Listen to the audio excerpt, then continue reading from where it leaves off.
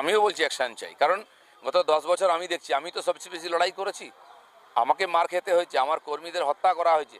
যত রাজনৈতিক হিংসা, সাম্প্রদায়িক হিংসা, দুর্নীতি, তাতে যত কমিশন ভারতবর্ষের আছে, এক তো মহিলা কমিশন, শিশু, এসসি এসটি, মাইনরিটি, ওবিসি, সব কমিশন এসছে, বারবার রিপোর্ট দিয়েছে, আজ পর্যন্ত কোনো কারবাই হয়নি।